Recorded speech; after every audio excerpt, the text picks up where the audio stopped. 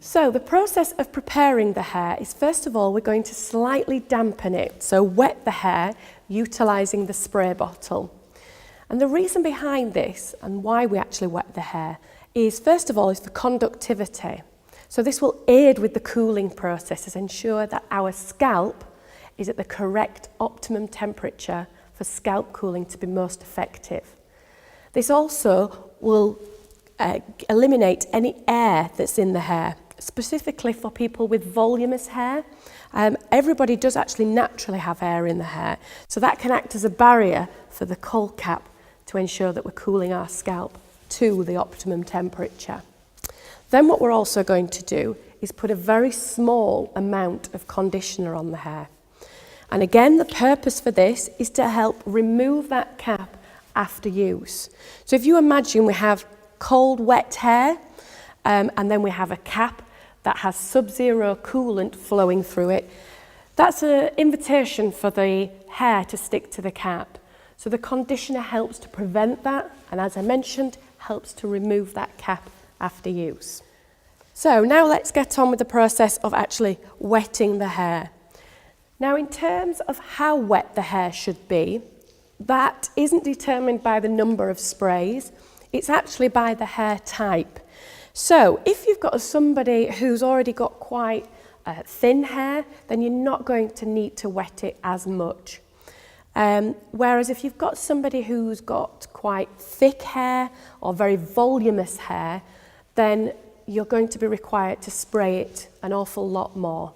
But what we don't want to do is absolutely drench it and saturate it so that it's dripping, okay? So if they look like they've just stepped out of the shower, that's too much. But we just need to wet it enough for, again, for the purpose of conductivity and to get rid of that volume and that air. So what I'm going to do first is I'm going to utilise this towel so that when we're spraying the hair, we don't get the clothes wet at all. So I'm just going to remove your hair, thank you very much. Place that round the shoulders like so. And I'm going to push your hair back. What's also important is that we're only going to wet the part of the hair that goes underneath the cap. So like my lovely volunteer here has got beautiful long hair, so we don't need to wet this part here because this isn't going underneath the cap, okay? So we'll take the spray bottle, okay, and I'm just going to start by spraying like so. You can rub your fingers through it if you like.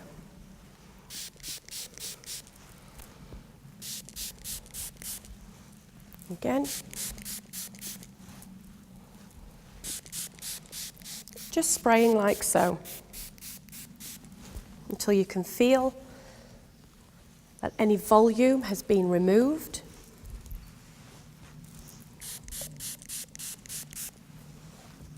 But it's not too wet that it's dripping everywhere.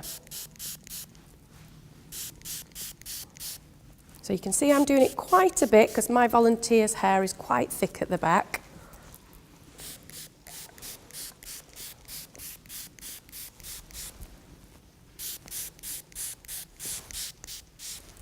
And that's like so. So I'm satisfied now that that has been dampened sufficiently. So you'll see that I'm now brushing it back as well. So it's away from the forehead.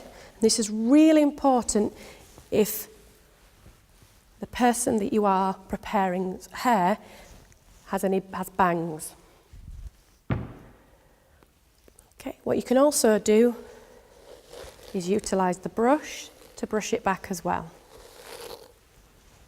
So again, this will determine on the person's hair type, as if you do have someone with curly hair, it might be more difficult to use the brush. So then what we're going to do is utilise the conditioner. So I've already mentioned why we do the conditioner. So what you're going to do is just use a very small amount. Like so. So whether that's a quarter or a dime, you can decide. Then we're going to spread that and smooth it over our hands like so. So it's all over. And then just smooth that over the top of the hair. So it's acting as that nice barrier. And again, the back, like so. There's no requirement to work it in or anything, just that nice layer over the top. Okay? So our next process is to utilise the headband. So the purpose of this headband is to ensure that you're as comfortable as possible once that cap is placed on the head. What it does, it provides protection and comfort on the actual forehead. So the way that this goes on is, I'm just going to pop that over your hair like so. My apologies. Pull the hair through. You might need to brush the hair back again like I have done.